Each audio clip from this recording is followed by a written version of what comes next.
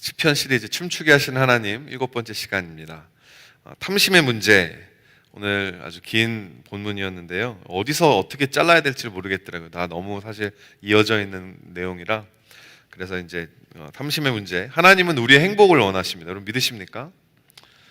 정말 여러분 믿으세요? 하나님이 내가 정말 행복하게 원하실까? 토론토는 참 아름다운 곳이에요. 참 아기자기하고 참 볼 곳이 많습니다. 제가 요즘 이제 자전거 타고 이곳저곳 많이 다니거든요. 그리고 또 가족들이랑 한 번도 안 가봤던 공원 가보자. 그래서 이제 공원을 하나씩 도장 깨기 하는 것처럼 깨고 다니고 있습니다. 너무너무 좋아요. 너무너무 행복하고, 한때는 제가 이런 편견이 있었어요. 토론토는 할 게 없는 곳이야. 토론토는 심심한 곳이야.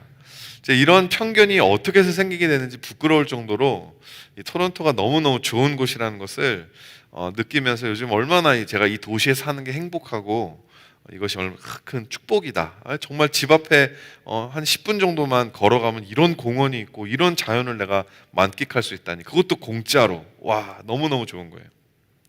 하나님께 가장 영광이 되는 게 뭔지 아십니까? 우리가 하나님 안에서 행복한 거예요.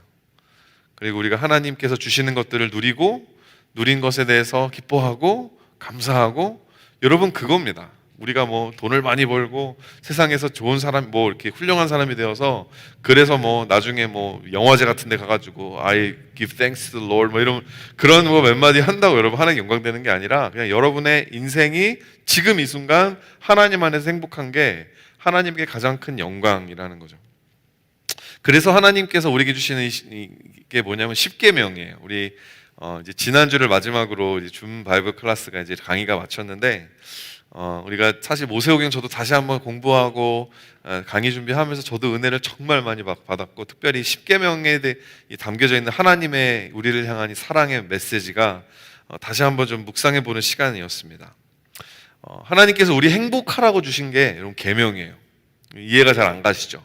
계명은 우리를 올가매고 막 힘들게 하는 건 줄 알았는데 그게 아닙니다. 하나님께서 우리 하루하루 행복하게 살라고 주신 계명이 사실은 십계명의 마지막 계명이거든요. 마지막 계명이 뭐죠? 내 이웃의 소유를 탐하지 말아라. 탐심에 대해서 이야기하시는 겁니다.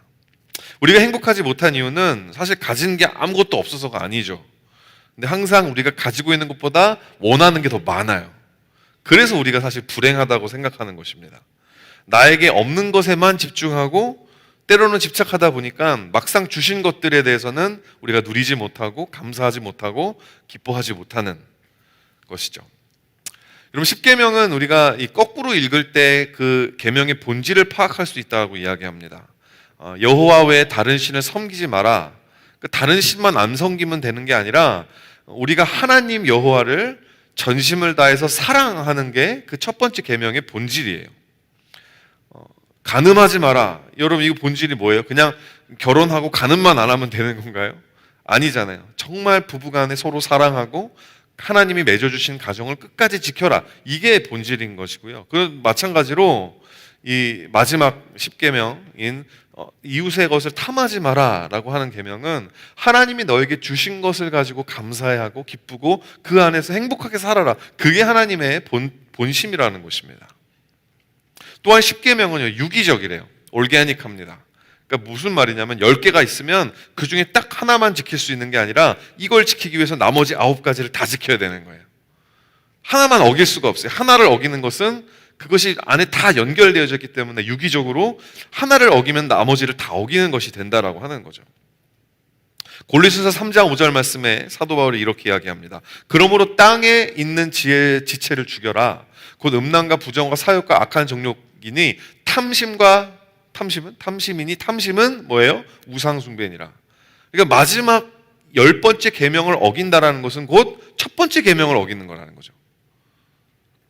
마음에 탐심이 있는 것은 내 안에 하나님 외에 다른 신이 있다라고 하는 것을 사도 바울이 이야기하는 것입니다.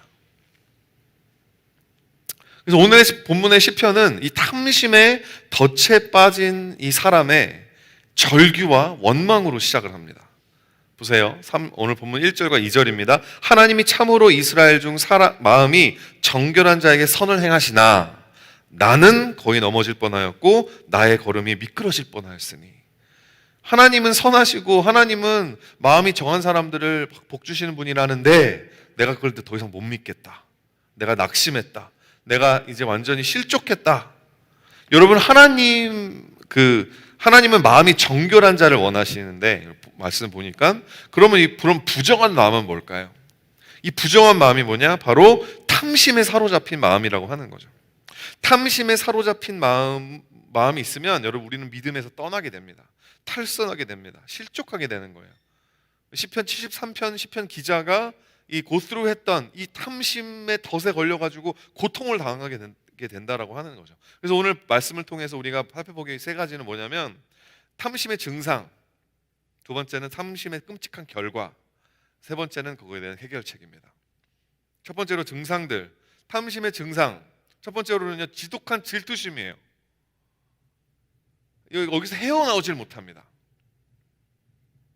시편 73편 3절, 이 시편 기자가 자기의 마음을 돌아보니까 이게 있는 거예요. 이는 내가 악인의 형통함을 보고 오만한 자를 어떻게 했어요? 질투했대요. 여러분, 저희 시편 1편 묵상했을 때 기억나세요? 몇 주 전, 한 달 전이었는데 시편 1편 묵상했을 때 시편 1장 1절 말씀, 복 있는 사람은 악인의 길을 따르지 아니하고 죄인의 길에 서지 아니하고 오만한 자들이 자리에 앉지 않는 거. 여러분, 뭐예요? 복 있는 사람은 곧 하나님이 좋아하시는 사람이라고. 하나님이 좋아할 수밖에 없는 사람이라고. 하나님이 좋아할 수밖에 없는 사람은 세상 사람들의 꾀를 따라가지 않아요. 세상 사람들이 가고자 하는 길에 서지 않아요. 세상 사람들이 올라가고자 하는 자리를 쳐다도 보지 않아요. 구별된 사람, 거룩한 사람이라고 하는 거죠. 근데 오늘 시편 기자는 세상 사람들이 잘 나가니까, 세상 사람들이 형통하니까 오만한 자들이 자기네 자리에 앉아서 떵떵거리니까 그걸 바라보면서 질투하고 있는 거예요. 부러워하고 있는 거예요. 여러분, 그런 모습이 우리 안에 얼마나 많습니까? 겉으로는 나는 교회 다니는 사람이니까 막 그냥 안 그런 척하면서 속으로 내 친구들, 예수 믿는 친구들 좋은 차 타면, 좋은 집 사면 막 속이 아픈 거예요. 하나님, 나는요? 왜 하나님 어디 계세요? 기도를 하는데도 이 기도가 잘못될 수밖에 없는 것입니다. 하나님의 뜻 안에서 기도하지가 않고 그냥 내 욕심대로 기도를 하게 된다는 거예요. 질투심. 겉으로는 욕하면서 속으로는 세상 사람들이고 호화롭고 거창한 그 라이프 스타일을 부러워하는 거. 여러분, 속으로 따라해 보세요. 부러우면 지는 거다. 부러우면 지는 겁니다. 이 마음속의 탐심, 하나님이 나에게 주지 않으신 것에 대해서 막 집착하고 그것만 생각하고, 여러분, 이게 지속되면 이게 그걸 가지고 있는 사람들을 향한 질투심으로 바뀌게 되면서 여기 아주 지독한 게 돼요. 가장 좋은 예가 누굴까요? 성경의 사울 왕입니다. 사무엘상 16장 14절에 보면 여호와의 영이 사울에게서 떠나가고 여호와께서 부리시는 악령이 그에게 임했다. 성령이 떠나가고 그 악령이 뭐예요? 질투심이었어요. 다윗을 향한 질투심. 이게 뭐죠? 다윗이 물맷돌로 골리앗 쓰러뜨리니까 사람들이 너무 다윗을 좋아하기 시작한 거예요. 그러니까 애들이 노래를 만들어서 저작거리에서 부르는데 그 내용이 뭐냐면 사울은 천천히다. 사울은 1000명씩 상대할 수 있는 위대한 사람이다. 근데 다윗은 만 명씩도 다윗을 상대할 수 있다. 이러면서 다윗을 더 이렇게 훌륭한 사람으로, 다윗이 애송이었고 애였잖아요. 근데 막 왕인 나는 천천히인데 왜 쟤는 만이야?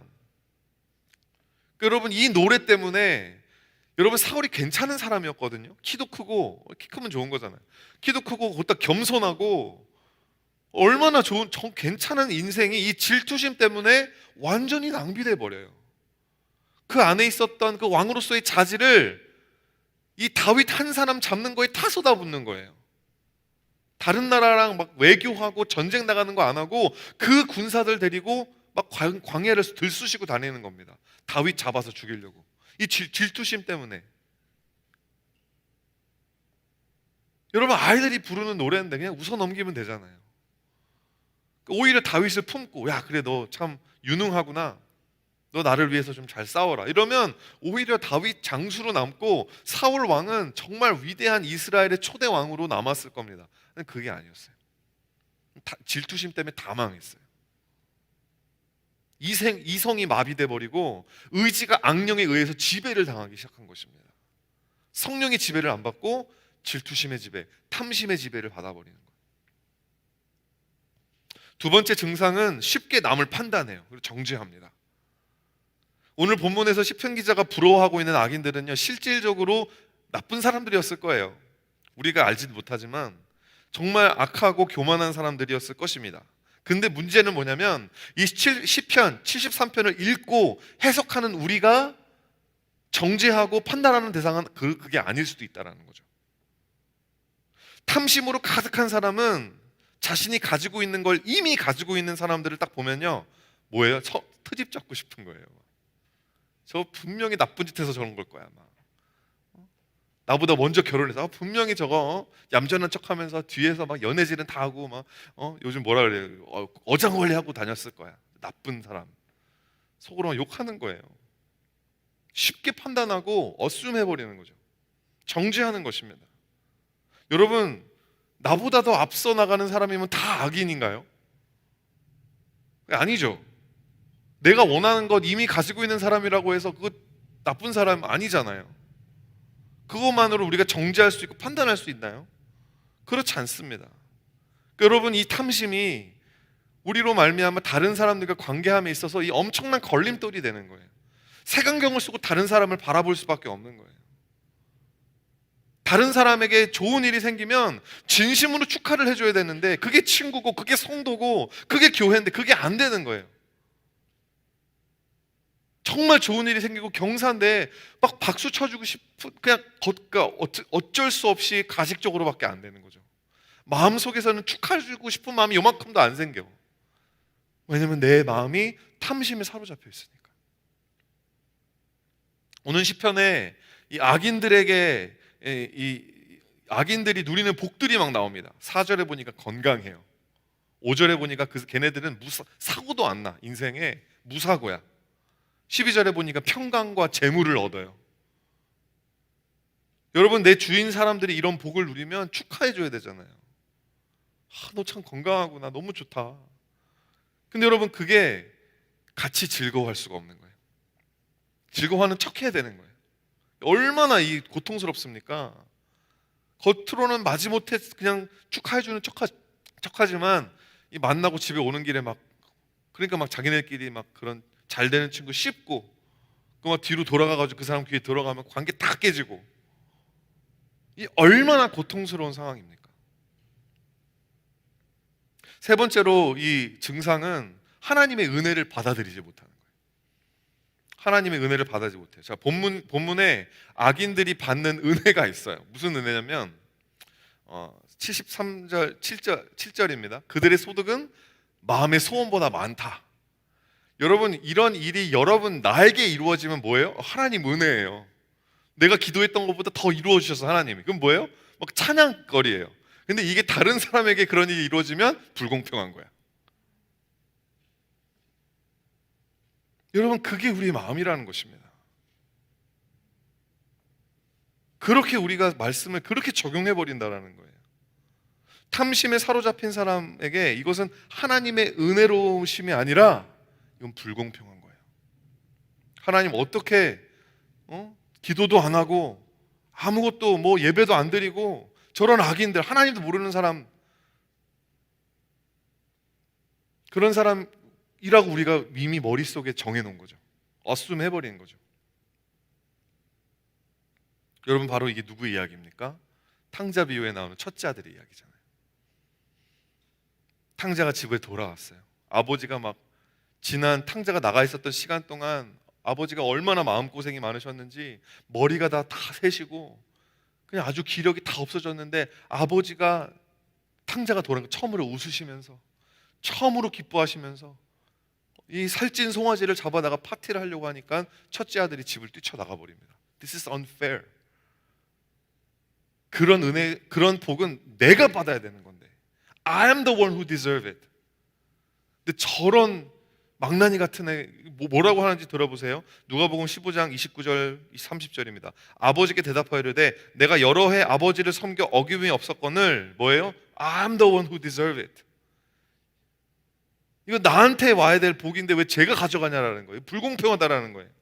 내게는 염소 새끼라도 주어 나와 내 벗으로 즐기게 하신 일이 없었더니 아버지의 살림은 창녀들과 함께 삼켜버린 이 아들이 돌아옴의 일을 위해서 살찐 송아지를 잡으셨습니다. 이 불공평한 아버지야. 우선은 이 첫째 아들이, 여러분 원어에 보고 영어에 보면 첫째 아들이 아버지를 대하는 태도가 어떤지 아세요? 정말 불손해요. 아버지를 여러분 그러니까 나보다 높으신 분에게 하는 건 여러분 예의는 뭐예요? 먼저 호칭을 해야 돼요. 아버님, 아버지, 아니면 뭐 목사님, 뭐 하여튼 집사님, 이렇게 호칭을 하고 이야기를 시작해야 되는데 뭐라고 한국말로 안 나와요. 영어로 뭐라고 나오냐면 look 이렇게 나와요. 삿대질이에요. look. 제 아버지에게 지금 터킹 다운 하고 있는 거죠. 아주 불손하게 이야기하는 겁니다. 이보쇼 이렇게 하는 거예요. 그리고 자기 동생에 대한 아무런 근거 없는 판단을 하죠. 동생이 아버지의 재산을 가지고 가가지고 사업을 해서 말아먹은 건지 그냥 다 까먹은 건지 형이 어떻게 알았겠어요? 근데 어떻게 어쌔해버리죠? 창기랑 놀아놨다고. 가장 He's assuming the worst. 가장 안 좋은 쪽으로 해석해버리는 겁니다. Always assuming the worst in people. When your heart is seized with envy, you never give anyone benefit of the doubt. 그 사람은 믿어주질 않아요. 가장 너는 그냥 최악이야. 네가 실수를 해도 너는 가장 질이 안 좋은 죄를 지었을 거야. 사랑하는 여러분, 둘째 아들 탕자에게만 탐심이 있어서 아버지의 재산을 가지고 도망간 게 아니라 첫째 아들도 마찬가지였다.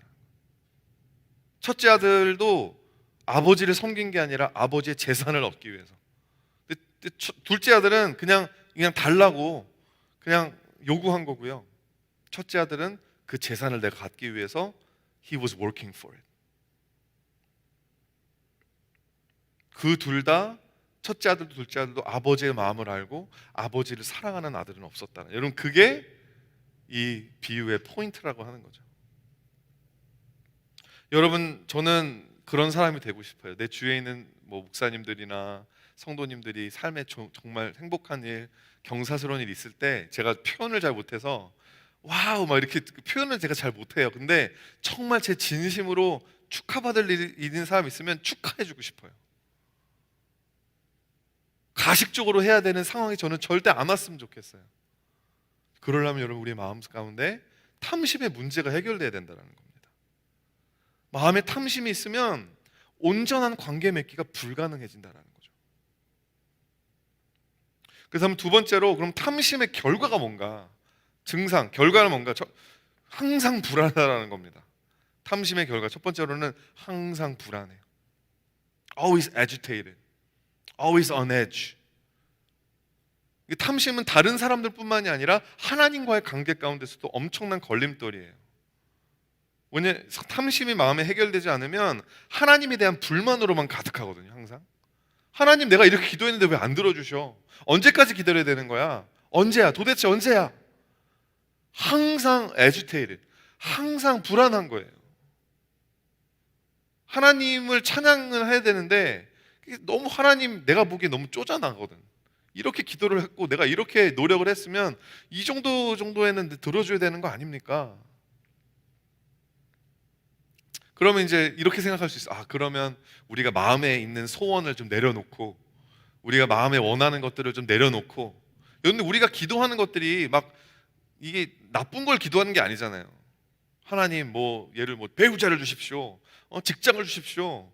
우리 여러분들 기도하는 게 대부분 다 그런 것들인데 그런 것들 하나님이 기도하라고 말씀하셨는데 기도 시켜놓고 왜 안 들어줍니까? 그런 사실 되게 당연한 어떻게 보면 이 불안함이거든요. 어떤 사람들은 그냥 그거 다 내려놔, 다 포기해. 근데 여러분 그것도 하나님 원하시는 건 아니에요.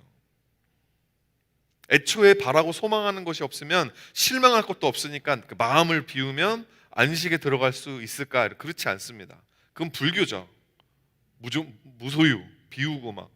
하나님은 우리를 그냥 원하는 게 아예 없는 사람으로 만들, 그 바보는 사실 바보거든요.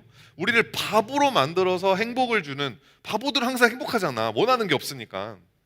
우리를 바보로 만들어서 행복하게 만들어주시기 원하는 게 아니라 우리를 하나님의 가장 좋은 것으로 채워주심을 통해 행복하게 만들어주기 원하시는 분임을 믿으시길 바랍니다. 하나님은 채워주기 원하세요. 주기 원하시는 분이세요. 복 주시는 하나님이시라는 거예요.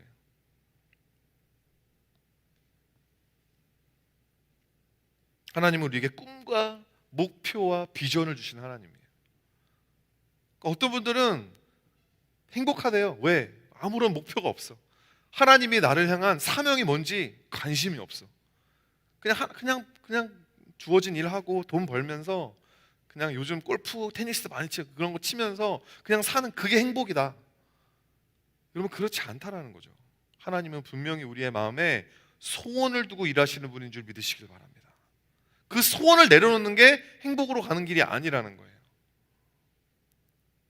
하나님께서는 우리의 마음 가운데 꿈과 목표와 비전을 주시고, 그리고 그것을 하나님의 시간에 하나님의 방법대로 하나님의 열심으로 이루어 주시는 거. 우리가 해야 될 건 그 하나님과 동행하고 하나님을 따라가고 인내하는 거, 기다리는 거, 하나님 얼굴을 바라보면서 행복해하는 거. 하나님이 지금 내 삶에 없는 것도 많지만 나에게 주신 것, 내가 이렇게 토론토라는 아름다운 곳에 살 수 있도록 허락해 주신 것, 그거 그냥 누리면서 행복해하는 것. 여러분, 그게 하나님 원하시는, 그게 신자의 삶이라는 겁니다. 근데 여러분, 우리 주위 상황들 때문에 이 믿음이 흔들려요. 그래서 불안한 거예요, 계속. 시편 기자는 이렇게 자기 스스로를 이렇게 표현해요. 14절에 나는 종일 재난을 당하며 아침마다 징벌을 받았도다. 16절 말씀에는 여기 앞에는 안 나오겠지만 말씀에는 내가 이게 왜 그럴까? 도대체 내가 기도를 이렇게 했는데 도대체 왜 내 인생을 안 풀리는 걸까? 고민하고 고민해봤는데 이게 오히려 내 머릿속에 헤레이크가 되더라. 그게 오히려 내가 더 고통스럽더라. 그렇게 표현합니다. 진짜 그렇거든요. 16절 말씀 있군요. 표준 3번요. 제가 읽어드릴게요. 내가 이 얽힌 문제를 풀어보려고 깊이 생각해 보았으나 그것은 내가 풀게 하는 너무 어려운 문제였습니다. 여러분, 어떻게 알아요? 하나님이 어떤 생각으로 나를 왜 이렇게 오랫동안 기다리고 힘겹게 고난당하게 인내하게 하시는지. 왜? 모른다라는 거예요. 그러니까 불안한 거죠. 또 두 번째 이 결과, 탐심의 결과는 항상 허무합니다. meaningless. 이거 내가 해서 뭐해? 13절 말씀 보니까 내가 내 마음을 깨끗하게 하여 내 손을 씻어 무죄하다 한 것이 실로 헛되도다. 이게 뭐예요? 신앙생활 열심히 해봤자 뭐해? 내가 기도해봤자 뭐해? 열심히 교회 섬겨봤자 뭐해? 일 열심히 해봤자 뭐해?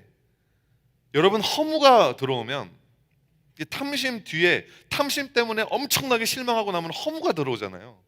허무가 들어오면 여러분, 그때부터는 진짜 기쁨이 없어집니다. 우울증이 그냥 우울해서 슬픈 일이 많아서 우울증이 아니라 기쁜 일이 있는데도 기뻐할 수가 없어서 우울증이 되잖아요. 하나님을 향한 뜨거움이 사라지는 거예요. 갈급함이 없어지는 거예요. 드라이한 그냥 종교생활. 그러니까 뭘 열심히 할 이유가 없는 거죠. 그렇다고 아예 하나님을 떠날 수 있는 그런 것은 없잖아요. 그런 용기도 없고, 어렸을 때부터 교회 다녔던 이 몸의 이 배인 이 망할 놈의 습관 때문에 막 교회 생활을 아예 또 끊어낼 수도 없고, 눈치가 보이니까 또 교회 봉사는 해야겠고. 여러분, 얼마나 고통스러워요. 얼마나 힘들어요.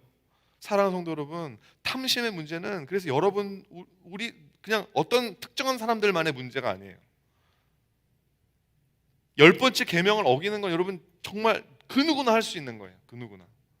목회자들도 마찬가지입니다. 저는 목회자들이 이 탐심의 문제가 가장 많은 사람 중에 하나라고 저는 봐도 무방할 것 같아요.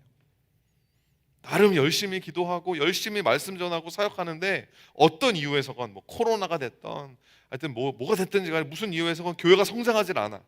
영적 권위가 세워지지가 않아. 옆 교회는 저렇게 부흥하는데 왜 나는 여기서 이러고 있을까? 그럼 목사님도 서로 막 비교해요.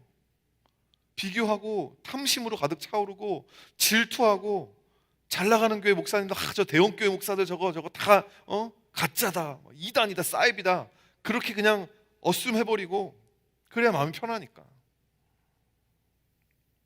변질되는 거죠.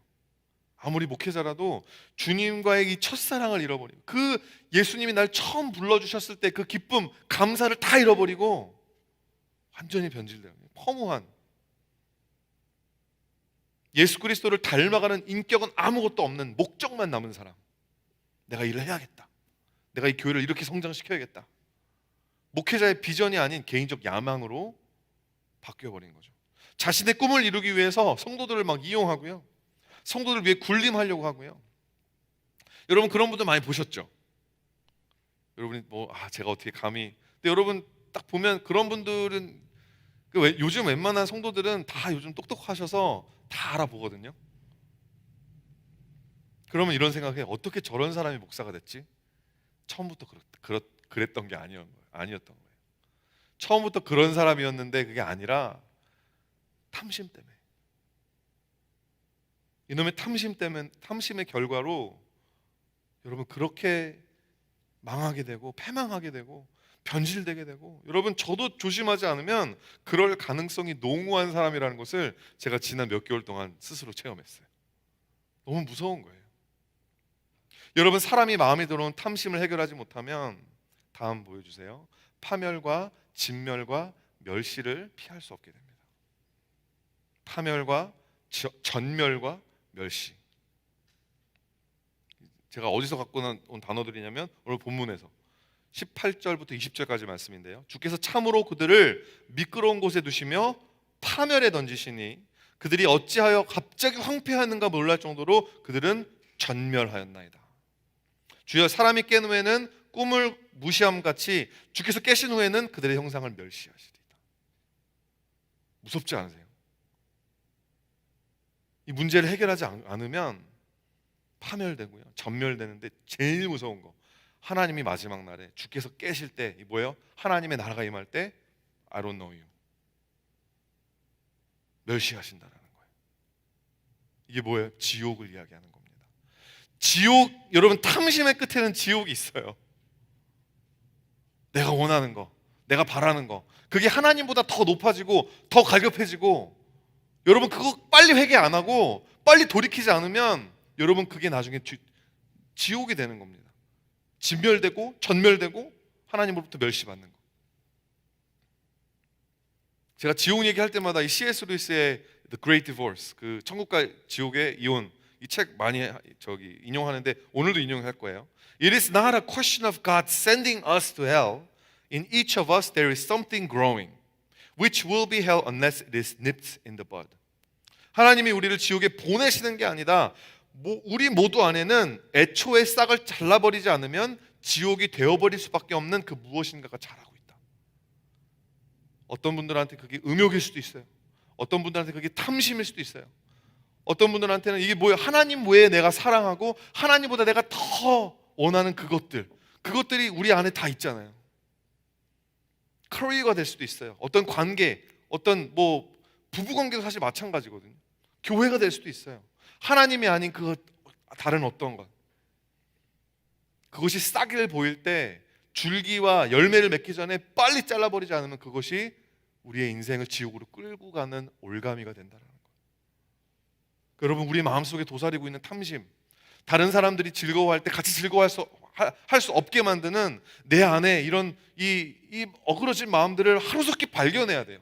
성령님의 그 일루미네이션, 성령님의 도우심을 구해서 성령 하나님, 내 안에 이런 마음이 있는지 없는지 좀 살펴봐 주시고, 이런 것이 있다면 주님 좀 해결해 주세요. 그게 오늘 우리의 기도 제목이라고 하는 것입니다. 히브리서 3장 7절부터 8절 말씀. 그러므로 성령이 이르신 바 같이 오늘 너희가 그의 음성을 듣거든 광야에서 시험하던 날에 거역한 것 같이 너의 마음을 완고하게 하지 마라. 오늘 말씀을 통해서 여러분 나중에 기도하시고 찬양하실 때 너 안에 이 탐심이 있다, 하나님이 말씀하신다면 여러분 완고하게 반응하지 마시고 오늘 회개하셔야 합니다. 그럼 탐심의 해결책이 뭔가? 탐심의 해결책, 첫 번째로는 예배가 회복되어야 된다는 거죠. 되게 뻔하죠. 원래 뻔해요. 여러분 어렵지 않아요. 예배가 회복되는 거. 시편 73편 17절에 오늘 시편 기자, 오늘 시편의 이 전환점이 여기서 17절에서 내가 하나님의 성소에 들어갈 때에야 그들의 종말을 내가 깨달았나이다. 여기서 딱 터닝 포인트인 거예요. 성소에 들어가서 하나님의 임재를 다시 한번 경험하게 될 때 그래서 예배가 회복되니까 마음의 탐시의 문제가 해결이 되고 하나님이 다시 보이기 시작하고 그렇게 되더라는 거죠. 여러분, 예배가 회복된다는 게 뭡니까? 여러분, 주일날 교회 안 가던 사람이 갑자기 또 주일 성수를 다시 하게 됐다. 여러분, 그거는 정말 지극히 small portion. 여러분, 예배가 회복됐다는 것은요, 그 사람의 가치관이 회복됐다는 것을 의미합니다. 인생에 가장 그 사람에게 중요한 게 뭔가? 여러분, 중요하다라는 말에 이 중의 중이 무거울 중자래요. 그 사람이 무엇을 가장 중요하게 여기는가? 그 사람이 무엇을 가장 가치 있게 여기는가? 여러분, 주일 성수하고 뭘 다 종교적인 거 해도 여러분의 인생에 가장 중요한 게 하나님이 아니고, 가장 중요한 게 복음이 아니고, 가장 중요한 게 그분과의 관계가 아니라면 예배가 회복된 게 아니라는 거죠. 내가 지금까지 바라보았던 이 세상의 것들, 악인의 꾀, 죄인들의 길, 오만한 자들의 자리, 이런 것들보다 하나님의 가치가 얼마만큼 더 크고 광대하고 얼마나 이 엄청난 것을 깨닫는 거. 여러분, 성소에서 우리가 예배를 성소에서 경험하는 하나님의 임재, 정말 하나님의 임재가, 이 무거운 임재가 팍 임하잖아요.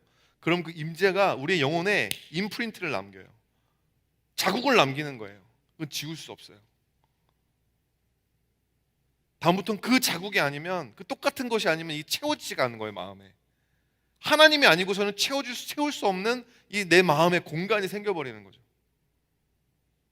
허무한 거예요. 그러니까 뭐 세상에서 막 하는 게, 제가 그래서 이 설교 준비하면서 옛날에 제가 들었던 이야기가 생각이 났는데, 저한테 일어났던 일은 아니지만 제가 목격하고 증언인데, 대학생 때 캠퍼스에서 이제 전도 훈련을 많이 했어요. 그래서 전도를 받고 예수님을 믿게 된 한 형제님, 저보다 나이가 한 3살 정도 많은 형님이었는데, 이분이 고등학생 때부터 삶의 유일한 낙이 뭐였냐면 친구들이랑 술 마시면서 농담 따먹게 하는 거였어요.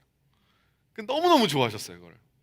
근데 그러다가 이제 이분이 UT에 오게 되고, UT에서 이제 누구한테 끌려가지고 복음을 받게 되고, 나중에 예수 영접하고, 나중엔 이분이 어디까지 왔냐면 찬양팀에서 기타도 쳤어요. 너무너무 신실하게. 담배는 오랫동안 못 끊으시긴 하셨는데, 그래도 같이 선교도 다니고 너무너무 재밌고, 제가 이분을 통해서 많이 배우고, 실질적으로 이 입담이 너무 좋아요. 그분이랑 같이 있으면 시간이 어떻게 가는지 모르게 너무 웃겨가지고 제가 되게 좋아하던 형이었습니다. 근데 이분이 그래서 이제 처음 예수님 만나고 그 이후로는 이제 친구들이랑 연락하기가 좀 불편한 거예요. 그래서 연락은 안 하고 지내다가 몇 개월이 지나니까 친구들이 이제 화를 내기 시작하는 거예요. 야, 너 어떻게 너 친구가 우리 20년 지기 친구 이러면서 막 이게 협박을 해버리니까 너무 미안해서 술자리에 나갔어요. 술자리에 나가가지고 여느 때처럼 부어라 마셔라 마시면서 막 농담 따먹기 뭐 하면서, 그리고 나서 이제 그 다음 날 아침이 됐는데, 저는 이 형이 거기를 간다는 걸 알고 좀 걱정했죠. 근데 그 다음 날 아침 묵상 모임이 저희 있었어요. 아침 묵상 모임에 그분이 나오시는 거야. 깜짝 놀랐죠. 근데 그분이 이렇게 이야기를 하는데, 묵상 나눔을 하시는데 뭐라 그러냐면, 술자리에 갔대요. 가가지고 자기도 술도 마시고 옛날에 하던 농담도 하고, 그러니까 몇 개월 안 했으니까 바로 또 그냥 훅 들어가게 되더라는 거예요. 근데 한참을 이야기 노는데 갑자기 어떤 생각이 드냐면 재미가 없더라는 거예요. 옛날에는 그렇게 술 마시고 농담 따먹게 하면 그렇게 웃기고 그렇게 재밌고 막 이랬는데 더 이상 웃기지가 않더라는 거예요. 친구들 위해서 그냥 억지로 그리고 나서 집에 왔는데 허무하더라는 거예요. 그냥 내가 뭐 했지? 아침에 누가 깨우지도 않았는데 딱 아침에 눈이 떠지는, 아침에 딱 눈 뜨자마자 난 생각이, 나 하나님 말씀 묵상하고 싶다. 나 하나님 예배하고 싶다. 그런 생각이었대요.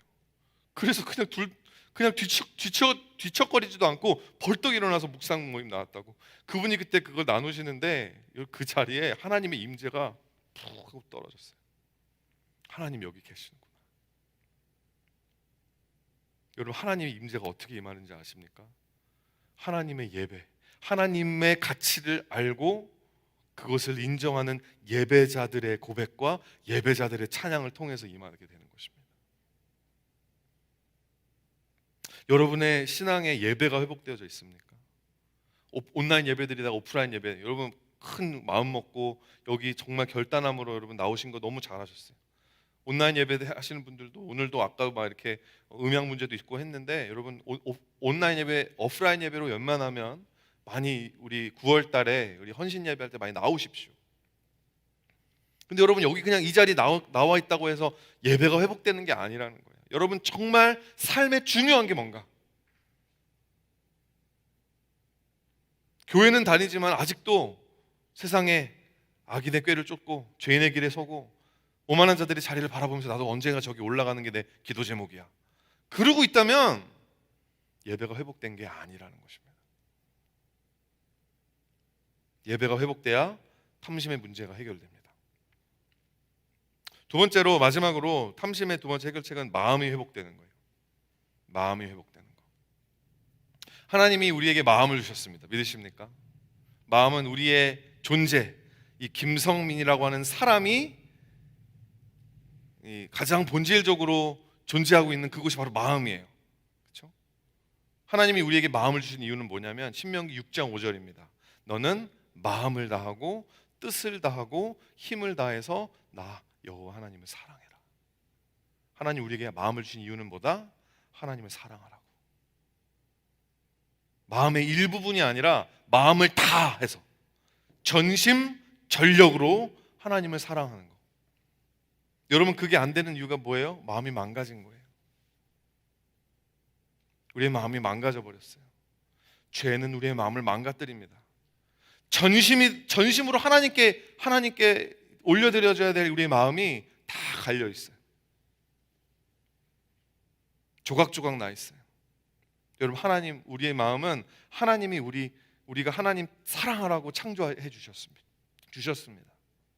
오늘 본문 시편 이 1절 말씀에 하나님이 참으로 이스라엘 중 마음이 정결한 자에게 선을 행하신다고 그러잖아요. 정결한 마음이 뭐예요? 나뉘어지지 않은, 하나님을 향해서 전심전력으로 하나님만 바라보고 하나님만 사랑하는 마음이 회복된 마음이라는 거죠. 시편 기자가 탐심에 사로잡혀서 그 마음을 잃어버렸던 것입니다. 근데 예배가 회복되니까 그 마음이 회복되는 거예요. 여러분 마음을 다해서 하나님 사랑하라니까 이거 뭐 감정적으로 막 눈물을 흘려야 되나? 이런 거 아닙니다. 막 눈물을 흘리면서 찬양하는, 기도하는 내 모습, 그 모습을 사랑하는 게 아니라 하나님을 사랑하는 거예요. 말씀의 하나님을 사랑하는 거, 진리의 하나님을 사랑하는 거, 은혜의 하나님을 사랑하는 거, 심판의 하나님을 사랑하는 거. 하나님을 사랑하고 예수님을 사랑하기 때문에 예수님의 계명을 지키는 거. 내가 하나님을 사랑하기 때문에 내 이웃을 사랑하는 거. 여러분 하나님 외에 다른 것을 사랑하는 것, 다른 것을 탐하는 것은 여러분 모조리 다 우상숭배라는 것입니다. 우리 안에 있어야 할 탐심은 하나님을 향한 탐심이에요. 그게 그거거든요. 탐심, 하나님을 향한 탐심, 그게 사랑이에요. 하나님을 원하는 거예요. 하나님을 탐하는 거예요. 하나님과 더 가까워지고 싶은 거예요. 하나님에 대해서 더 많이 알고 싶은 거예요. 하나님의 능력을 더 많이 체험하고 싶은 거예요. 그 탐심, 그 거룩한 discontentment. 여러분 그게 마음에 있지 않으면 우리는 언제 어디서든지 탐심이 넘어집니다. 여러분 그래서 하나님 그 한 사람 찾고 계신 거예요. 이 자리에서 정말 하나님만 전심으로 사랑하는 사람이 누군가. 여러분 그렇게 정결한 마음을 가지고 오면 예수님 뭐라 그러셨냐면 마태복음 5장 8절에 마음이 정결한 자 똑같죠? 청결한 자는 복이 있나니 그들이 하나님을 볼 것이며. 그렇게 하나님을 전심으로 사랑하는 사람에게 하나님이 자기 스스로를 보이시는 거예요. 갈 길을 알게 해주시는 거예요. 여러분 그렇게 시편 기자의 마음이 회복되었을 때 그가 어떻게 고백하기 시작하나요? 여러분 조그만 목소리로 마스크 안에서 우리 같이 이 말씀만큼 읽어봤으면 좋겠습니다. 시편 73편 25절부터 28절 말씀 시작. 하늘에서는 주 위에 누가 내게 있으리요, 땅에서는 주밖에 내가 사모할 리 없나이다. 내 육체와 마음은 쇠약하나 하나님은 내 마음의 반석이시오 영원한 분기디시라. 무릇 주를 멀리하는 자는 망하리니 음녀같이 주를 떠난 자를 주께서 다 멸하셨나이다. 하나님께 가까이함이 내게 복이라.